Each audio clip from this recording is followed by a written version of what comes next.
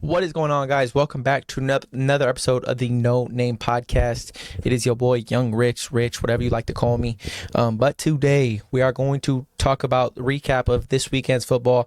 Obviously, play of the day was absolute cash. Tyler Algier over his carries. Typically, it's at 8.5, 9 if it gets bumped. But I mean, it was sweat free. They really used two running backs. A lot of this game, they threw Bijan in the slot, tried to get him some mismatches with the linebackers. So I mean, they did give Tyler Algier more carries than even I expected. But at the end of the day, it was absolute cash. They needed a bit bigger back, which is exactly what Tyler Algier brings. And you don't want to beat down on Bijan Robinson, with how you use him in that offense. So, I mean, he got his carries in early. Fortunately for us, if you took this prop and if you used Tyler Algier this weekend, they got behind real early, so they stopped running the ball later in the game. But, I mean, we got it early. We got it out the way. They try to, dominate the line of scrimmage early. I mean, they were trailing from pretty much the entire game, so it was a little bit of a worry if they were going to run the ball, which is exactly what they did. They didn't go away from their offense. They didn't go away from their game plan. Even with Desmond Ridder throwing 2 picks late in that game, they still try to run the ball as much as they can, control the tempo of the game, which is, all we could ask for. So easy greens for this weekend, you gambling degenerates. The San Francisco 49ers are undefeated no more. What does this mean for the San Francisco 49ers going forward? I mean, again, it is not a game you should be panicking about if you are a San Francisco 49ers fan. This was just a very good and competitive football game. And, everything that you've seen teams lack against San Francisco through the first 5 weeks, Cleveland did not lack that. They had a good line. They protected PJ Tucker for the most part. PJ Walker for the most part. They were running the ball effectively, which is not a lot of. It's not a lot of teams that could go out here and run for 100 yards in this game. Jerome Ford out there ran for 85 yards on his own and made some big time plays. You had Kareem Hunt, who was making is an impact as a pass catcher and running the ball. He had a couple big runs in this game that played crucial for them in the game. I mean, Brock Purdy, you finally seen him have a bad game. You finally see him have a terrible game, and now a lot of people are coming for his head. You got a lot of Cowboys fans who they came out the closet this weekend. They heard Brock Purdy had a bad game, and now they can't stop talking. But I mean, really, if you really look at this game, Brock Purdy finally had a bad game, but I mean, at the end of the day, he did what he needs to do, which is in the fourth quarter when he has a chance to, play from behind. He has a chance to tie this game up and put his team in position to win. He did that. He did just that. And unfortunately, Jake Moody missed 2 field goals this game, which could have been absolutely, this game could have been over. It wouldn't even been as close. It wouldn't have been much of a sweat for Cleveland fans or for San Francisco 49ers. They and also having 12 penalties this game, they extended a lot of the Cleveland Brown drives that shouldn't be extended, including the game-winning field goal, which put Cleveland ahead. I mean, third and 10, you get a unnecessary roughness by Taj Gibson. He goes out there and gives them extended drive, gives them an extra 15 yards and an automatic first down. And from there, Cleveland just took advantage of it, which is exactly what you have to do to beat good teams. When they slip up, you have to take advantage of that opportunity. And that's exactly what this Cleveland offense did. I mean, this defense went out there and played phenomenal. They did everything that you would want them to do against the San Francisco 49ers offense. And you can say they didn't have Deebo Samuel for most of the game because he did get injured in the first quarter with a shoulder injury. You didn't have Trent Williams, who came back in the game, I believe, to start the third quarter. Right, he went out there. He was there to finish the game, which is a huge prejudice. Not having CMC for the rest of the game obviously played a factor, but you still had Mason, who went in there and 5 carries, 27 yards, and a touchdown, which contributed to putting them in a position to win. I mean, but overall, Brock Purdy finally had not a very great game. 12 for 27, 125 yards, 1 touchdown, 1 INT. I mean, the 1 INT was really not the only bad throw, but the only bad throw that turned into negative results for his team. I mean, he threw a ball behind Brandon Ayuk, and Cleveland came up with it, and they took advantage of it. The Niners did force 2 turnovers of their own, but like I said, 2 missed field goals is not a key to winning games like this, especially when it's sloppy for most of the game. But I mean, it's just what it is. I mean, but this Cleveland offensive line, I mean, I thought it did a phenomenal job. You did as great of a job protecting that QB as for what the 49ers standards are. I mean, we know how this 49ers defense likes to play. We know how this, Joey Bosa and all these guys get after the quarterback. And, I mean, for the most part, Joey Bosa has been non-effective for this entire season. He has very few sacks on the season. But he did come up with one late in the game when it mattered most to force a punt. But, I mean, overall, this Cleveland defense just went out here and played phenomenal. I mean, what most teams lack in that secondary is exactly what they had in Denzel Ward. Grant Delphi was out here just making plays, flying around. They put the pressure on Brock Purdy to throw the ball, and that's exactly, what he tried to do. 12 for 27, obviously they tried to throw the ball, especially in this weather. You had to at some points. There was a couple throws I know Brock Purdy would like back that he could have had, but there was also a couple missed opportunities on this 49ers receiving core that they wish they could have had. So, are we panicking as San Francisco 49ers fans? No. One bad game is not going to, especially with Philadelphia losing the way Philadelphia did. I would not be worried. The next 3 games, if you're a San Francisco 49er, you got Minnesota. You're going to play in Minnesota against the Vikings. Then you're going to come back. You're going to be playing against Arizona. Against Cincinnati at home. Then you get on your bye week, and then you got to go play the Prince, Trevor Lawrence in Jacksonville. It's a relatively favorable schedule if you're a San Francisco 49ers fan, if you're Kyle Shanahan, especially if you got injuries, like if Christian McCaffrey seems like he's going to be out for a while. Deebo Samuel, I'm not sure on how serious this injury is going to be going forward. Trent Williams, we're going to see if he's going to be able to play next week and if he's going to be able to, play a little hurt, or if he's going to wait till he gets healthy, and we're going to see how that goes. But definitely a favorable part of the schedule for the San Francisco 49ers to have these injuries going forward. Cincinnati, who's a team who you've seen has been exposed so far this season. Minnesota is just Minnesota. They're without their best player, and they got their second win against the Chicago Bears. Chicago Bears is a team that's supposed to be tanking for Caleb Williams. So we will see how the next 4 weeks goes. They get into their bye week. Hopefully they get healthy and then go play in Jacksonville. Very interesting couple weeks for them, depending on the injuries and how they play out. Same thing with Cleveland. Excuse me. They're going to go play against Indianapolis, who just lost Anthony Richardson for the season. Then they go play Arizona. Then they got to go 2 division games back to back in Baltimore, and then they come back and play at home versus Pittsburgh. So a very interesting couple weeks coming up, especially for that division for Cleveland going forward. Eagles get caught by the New York Jets this Sunday. Listen, there is no excuse for why the Philadelphia Eagles lost. It was all self-caused wounds and plays that hurt them in the long run. They controlled the time of possession. They didn't run the ball as effective as they would have liked. DeAndre Swift, 10 carries for 18 yards, averaging less than 2 yards per carry is not something you want to see. You had 4 turnovers in total. 3 of them were not, 2 of the interceptions Jalen Hurts threw were not his fault. One of them should have been caused a fumble, but because it didn't hit the floor, that they called it an INT, which is the screen pass to Dallas Goedert, which bounced off his hands, went straight up in the air, and boom, unfortunately landed in the New York Jets' hands. But they dominated this game. Jalen Hurts threw for 280 yards, 28 for 45. Obviously, a lot of these incompletions were on crucial third down situations, but for the most part, a lot of these INTs were not on him. It's not on Jalen Hurts. Jalen Hurts didn't play incredible, but again, a lot of these plays did not happen to him. He got a strip sack that the ball came flying out, went straight in the air. All right, and then the New York Jets took advantage of it, caught it in the air, and boom. But listen, this New York Jets defense, who's playing without their best corner, arguably one of the top 3 corners in the league in the NFL, and Sauce Gardner. Okay, and they go out here and there's absolutely harass Jalen Hurts. They made him feel uncomfortable in the pocket. You've seen him have to use his feet a lot and make very athletic Jalen Hurts type plays. But which he was okay doing for the most part, but they did come after this quarterback, and the defense is the only reason this team was even in the game. They didn't control the time of possession. They only had 270 yards as a team compared to Philadelphia's 340.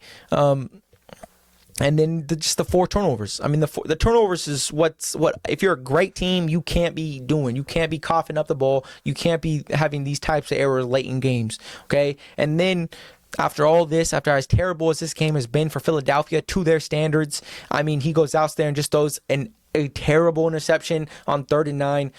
It was not even close. He just threw it right to the New York Jets defender, who took it and eventually ended up leading into the New York Jets game-winning touchdown. But man, I gotta give a lot of credit to Zach Wilson, because I mean, Zach Wilson made the best throw of the entire game for him personally, and for the 2-point conversion to Randall Cobb, just an absolute absolute dot to Randall Cobb, who gets absolutely hammered. But I mean, that was the very important, game turning event. You go up by 6 there, forcing Philadelphia to have to score a touchdown. And yeah, it's just things like that. It was all timely plays that needed to happen, and that's exactly what they did. They gave themselves a chance to win. That defense obviously carried the Jets throughout this game. Breece Hall was finally getting more involved. Garrett Wilson was finally getting more involved. And I mean, this has got to be a big win for Robert Saleh going forward. I mean, we all know, this is a Super Bowl contending team in Philadelphia Eagles. This is a team that everyone looks at as a top 2 team in the NFC, or behind the San Francisco 49ers, who just lost, like I was talking about earlier.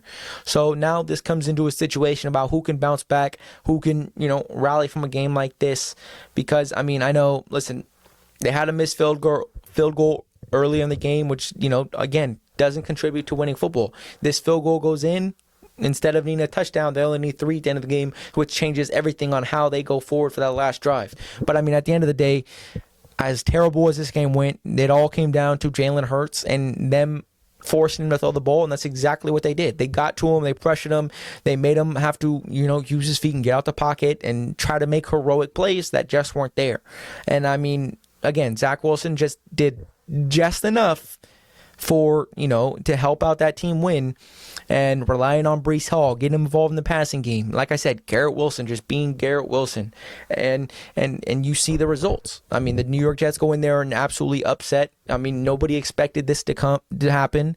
I mean, the spread was at, 5.5, then it got bumped up to 6.5 right before, when Sauce Gardner declared he was not going to be in the game.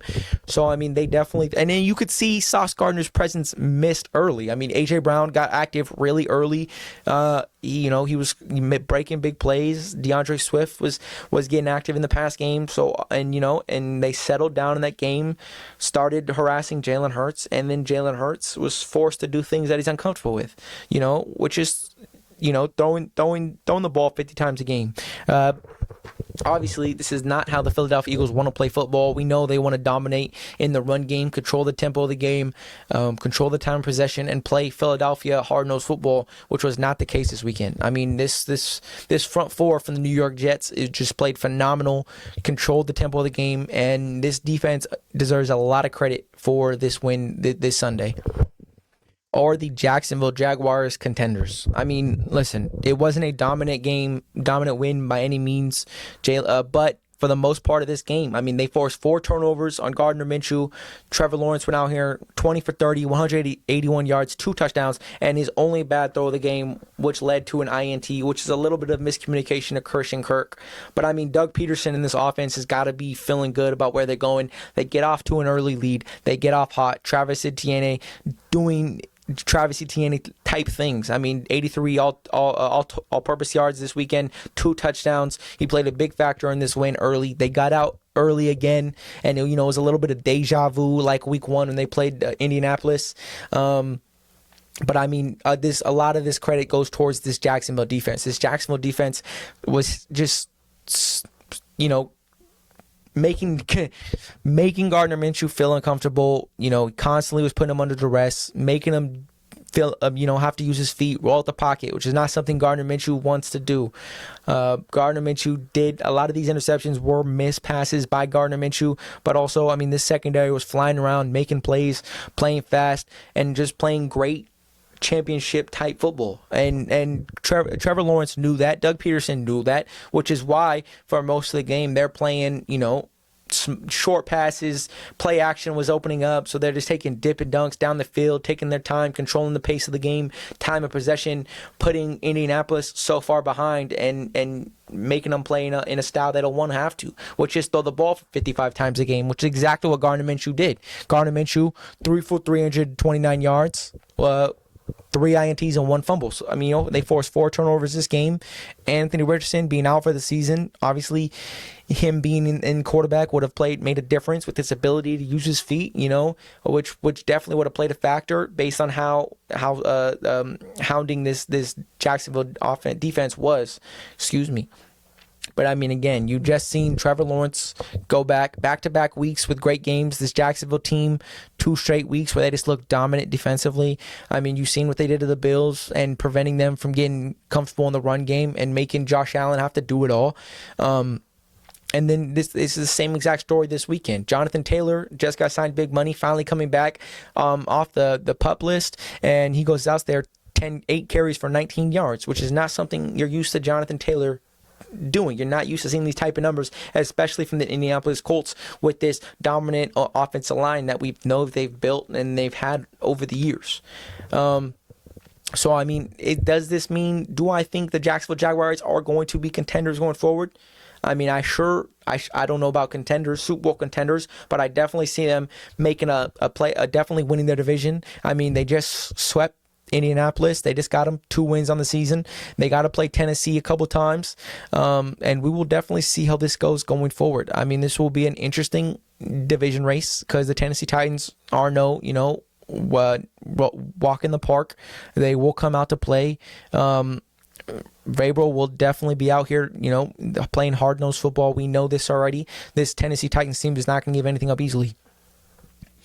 But, I mean, the Jacksonville Jaguars, I have high hopes for Trevor Lawrence and this Jacksonville Jaguars team. Having Calvin Ridley, you could see it clearly.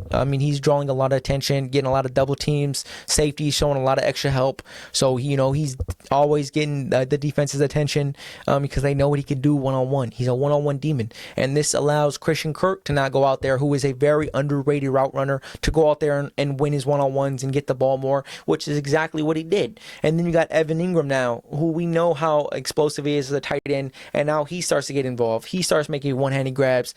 Trevor Lawrence starts throwing whole shots in cover 2, and it's just great offense. I mean, these guys are starting to click. We've always seen these slow starts from the Jacksonville Jaguars, and so I can hope they continue this dominance defensively, because defensively is where they're going to have to really, put their foot down and make a statement and make a name for themselves, going against these teams in the future that they will see in the playoffs, such as the Kansas City Chiefs and Patrick Mahomes and Andy Reid. We already know. We could talk about them for hours.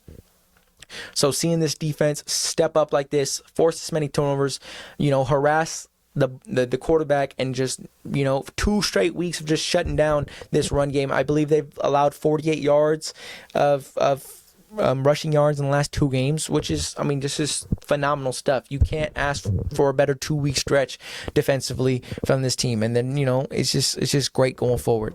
So again, I don't know if this team is going to be contenders, but it's definitely going to be an interesting team to watch out going forward. And if they can keep playing at this level of play, and then you see Trevor Lawrence start playing excellent Trevor Lawrence football, I think this team is going to come together at the right time and really make some noise in the second half of the season and in the postseason. Again, are the Los Angeles Chargers frauds? After tonight's loss, they go to 2-3. Losing to Dallas in a very lackluster offensive performance. Listen, you pay a guy like Justin Herbert all this money, you pay him as the second highest paid QB in the NFL behind Joe Burrow, and you expect him to make plays and to help your team win the game. You go against my Raider defense, which was, again, not a team that's supposed to be elite defensively. We've got a lot of knocks for it. We've heard a lot of talk about it. Everyone always wants to knock our defense, but we only allowed 123 passing yards to Justin Herbert, and 40 of those yards came on the last play of the game, which really iced it when they went for it on 4th and 1, and he threw an absolute nuke, to Jordan Palmer. Okay, so how elite is Justin Herbert really? Personally, I've never been a big fan of Justin Herbert. Okay. I've never been Kellen Moore finally gets his get back against the Dallas Cowboys. Been waiting, big anticipating game for Kellen Moore. You've heard people say he didn't get the respect he deserved in Dallas. And look, now you got your chance to shine. And he called great plays, but Justin Herbert was just not executing. Justin Herbert, I believe, is just getting a little too much hype for what he's done and what he's done in the past. Okay, he is one of the most talented QBs in the NFL. There is no doubt about it. But when you just talk about the clutch factor, the it factor, he just doesn't have it. He just doesn't have it. All right, he missed 3 or 4 throws, which could have been game changing for this game and this Monday Night Football result. Okay. He missed Keenan Allen on 2 wide open touchdowns he could have had, and a third play where Keenan Allen could have took it for an extra 40 yards. Okay, he missed 3 big time throws, and he also missed multiple other throws that he should have made. It's a Justin Herbert play. If you're paying this guy all this money, he should be making these throws, especially late in games when you need it most. And he did not do that. I mean, we give all this hype to someone who's supposed to be, like I said, one of the most talented QBs in the league, but he just has not lived up to that standard. He has not lived up to that standard. I mean, Ryan Staley's been getting a lot of talk about how he's been running his team. I mean, this is the highest paid defense in the NFL, and today they looked good. But through 5 weeks, the 5-week sample has not looked good. Today they were getting after Dak. They had 5 sacks, all right, and they just didn't take advantage of it on the offensive side of the ball. They had a 4th and goal stop. Both teams had red zone stops. But again, when you're paying this guy all this money to be this great and to be this good, and you're investing all this money into this defense, if this defense can start playing like this from here on out, great. Okay, but over a 5-week sample, this defense has not been living up to their standards and how much money you're putting in to get results from that defense. All right, and they're going to be in a very tight cap situation going into next year. But if you're in a situation where all your money is invested into 3 or 4 players, and then all of a sudden you move one, and then now there's a big hole in your defense, you know what I'm saying? And then you have to rely on picking up someone in free agency or drafting somebody new. I mean, so this Los Angeles Chargers team can be in a very difficult situation. But I mean, I will give a lot of credit to Dak Prescott, who didn't look, again, 2 offenses that just didn't look like they knew what they were doing for most of the game. I mean, Tony Pollard did not get it going, rushing the ball. He was not a factor until Dak Prescott in the 4th quarter started using his feet. He started using his feet, leaving the pocket, running for a couple first downs in that 4th quarter. And then that last drive, when they go in there and take the lead, he goes out there, boom, rolls right, comes back, looks at Tony Pollard, boom, throws an absolute dot, and Tony Pollard does the rest. All right, and then from there, they control the time of possession, and then get the ball back to Los Angeles, and make Justin Herbert have to try to make a 4th quarter comeback, which obviously didn't happen. He threw an INT to Stephon Gilmore. Okay, but I mean, Dallas, they didn't look great. Their pass rush, Micah Parsons, this dude who has been talking all this talk, did not look like a top 5 pass rusher in the league. He did not look like that last week. He did not look like that against he besides the first 2 to 3 weeks, he hasn't really done nothing. He's been quiet. He finally had a timely sack when it mattered most, which I will give him credit for. When you need a big play and you step up and do it, that's what great players do. That's what you're doing. You're having an off night, you go out there and make an impact. It's exactly what great players do. But I mean, big shout out to Deron Bland. They went out here and just the secondary locked up the Los Angeles Chargers. I mean, Keenan Allen was their only real valuable option. And like I said, Justin Herbert missed him on a couple throws. Keenan Allen easily could have had 200 yards this game, but Justin Herbert missed him on 2 extra touchdown passes and another pass that could have been a big chunk play. Okay. But again, a big shout out to this Dallas Cowboys defense, the secondary in specific. They went out here. They don't have Trevon Diggs. They went out here and really applied the pressure. Was playing a lot of bump and run. They were getting up in their face, playing good quality football. Stephon Gilmore finally, in my eyes, made an impact somewhere. I mean, because me personally, he has not been looking like the Stephon Gilmore that we are used to, but he finally started making plays today, which is all that you can ask for. But I mean, listen, both teams obviously had 11 penalties apiece, which just continued to allow drives to go on or hurt their drives offensively, and it was very lackluster performance offensively by both teams. I mean, we give Ryan Staley definitely on the hot seat. I mean, this team starting 3-3 is not something you want to see. 2-3 is not something you want to see. So when stuff like this happens, I mean, it's just not good to see. So are the Chargers frauds? I sure as hell think so. I mean, I've never been highly on Justin Herbert, especially after that playoff performance against the Jacksonville Jaguars, where Lawrence goes for 4 INTs in the first half and they still end up losing. Okay, or all the times he's been in division games with Patrick Mahomes and the Raiders in particular, and he goes out there, has phenomenal performances, but it doesn't lead to any wins. So you could say whatever you want. He just looks like a more talented Kirk Cousins to me, and take that as you want it. But look at the stats. Not even look at the stats. Look at the wins. Look at what he's done. He's going into year 5, and he still hasn't done anything. He hasn't done anything worth anything, and now this year it does not look good. The Raiders have more wins than you guys. Is that... And we were, as crazy as our game went, again, you already know how I feel about that. We easily could have beat them if we would have ran the ball with Josh Jacobs on the goal line. Okay? We easily could have sent it to OT and had another old-fashioned rivalry, train wreck. But yeah, bro, let me know what y'all think about this Sunday week recap. I mean, just a lot of great football again.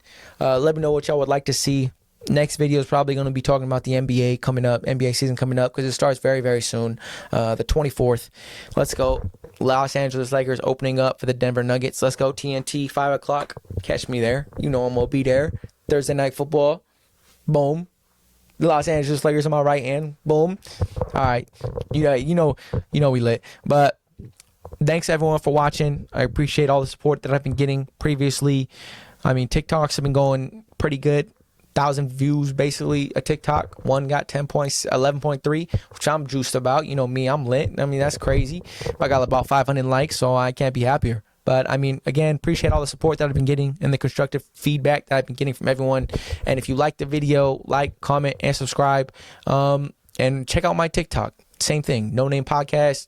Checking me out on Instagram, YouTube, all that stuff. I'm everywhere. Peace.